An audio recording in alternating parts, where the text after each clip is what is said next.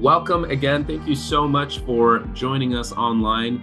Listen, I got someone special with me. This month, we're highlighting calling. Zach, why don't you introduce yourself? Sure. My name is Zach Wiley, and I was born and raised in the Okanagan. We've been serving with an organization called Imagine Thailand. What happened from the Okanagan to get you over to Thailand? Non-Christian family, and so my mom and dad believed in God or a God, but wouldn't have claimed to have any kind of faith background at that point. As a teenager, I had some friends who were Christ followers, and if I slept over at their home, then it meant that on a Saturday, it meant that I had to go to church with them. On a Sunday, through relationship with him and then other people and watching my sister come to faith, which was like crazy, I began to ask questions about faith. And one night, out of a fear of going to hell at that time, I made a decision to say yes to Jesus. And then in my graduating year, there was an opportunity to go on like an overseas trip. And where we're from in Western Canada, that would mean like going to Mexico. There's an opportunity to share and I didn't want to do it. And then my friend was like, I can't do it. And they're like, Zach, you're up. Like, talk about how you met Jesus. And so I talked about how I met Jesus. And then the teacher was like,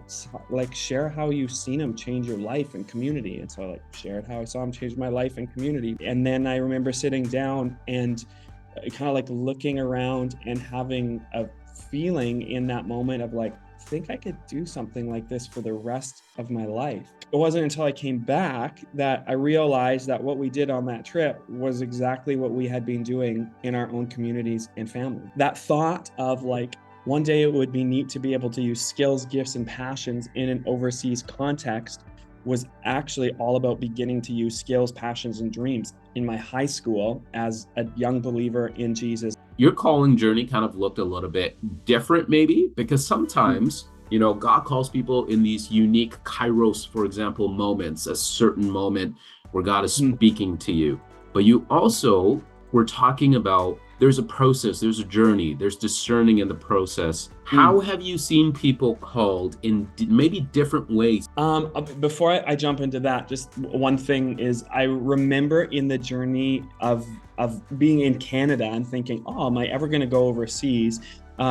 Somebody had quoted, and I've tried to find it. Bottom line is they said that your proximity to mission tests the sincerity of your heart, meaning that we're always talking about like, I can't wait till I go somewhere and like, then I'm going to be on mission and then I'm going to do it. But the sincerity of your heart towards this idea of mission is really tested by your proximity to it. And our proximity to it is always right here. It's really difficult for him to call you anywhere if you haven't like taken this calling where you are right now seriously. And then like when you're figuring out like what the future looks like, it's usually a combination of all of those moments of the present connecting to helping bring sort of clarity of like, well, maybe it would end up somewhere else. So in answer then to like, how have I seen God call different people? First, there's this beautiful couple named Dave and Joanne Arndt who are just celebrated 50 years of marriage. They're over 70 years of age. They said, we'd love to be able to come. And then COVID hit. And so they were planning to come and they couldn't come because of COVID. So they spent almost 2 years online meeting with the Thai church online, our online outreach stuff. And they were waking up at like 1 o'clock, 2 o'clock, 3 o'clock, 4 o'clock, 5 o'clock in the morning so they could come and meet the people that were here. And they said, we love university students and we've got money and we've got time. So can we come? I don't know who's watching this, but I think one of the greatest waves of missionaries to come will be our boomers because they've got time, money, and talents that don't need the kind of training and getting ready that younger generations have. And another person that I think of is actually one of our staff that's working with us right now, food sciences degree at university, meets Jesus. And as a result of his background is being used to speak into the lives of students that are at a leading university in your country that are studying the same thing that he did, but he didn't come here necessarily thinking, I'm going to use my food sciences degree. Another person, chef background, becomes a chef, is in Canada, begins working with a university campus ministry group, comes on a short-term mission trip here, already with a vision and a hope to like use the online gaming platform to reach people. I'm like, that's crazy and dumb. Like, I wouldn't do that. That's how old I am.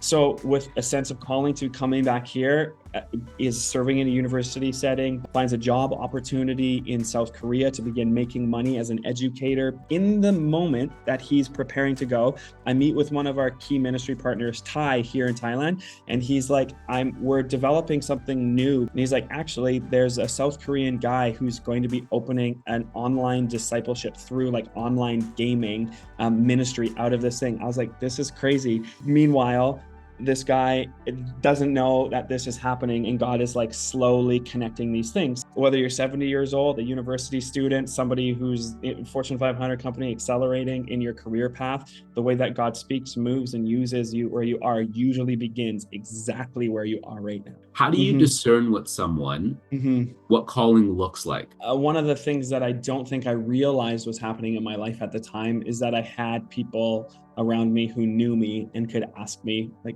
good questions. I feel like I had a generation, at least 2 generations above me, that I was spending time with, asking questions to, learning from, and spending time with. Then I had people that were kind of like on my level, that were friends, that were on their own journeys, that we were able to ask questions to, watch one another's journey, push into things that we see was ridiculous in one another's lives. But I also think like a key part of it is those kind of not beneath you, but those that God gives you an opportunity to like talk to and so into. And the calling is like one to discipleship. And so whether it's here or over there, there should be those that we're learning from and being developed by. There should be those that we're being encouraged by, that are supporting us. There should be those that we're developing and sowing into. And then the second thing, discernment, is like worked out in action as well. Where are you serving right now? What are you doing in your home? What are you doing in your workplace? What are you doing in your university? Like finding opportunities to like go and do something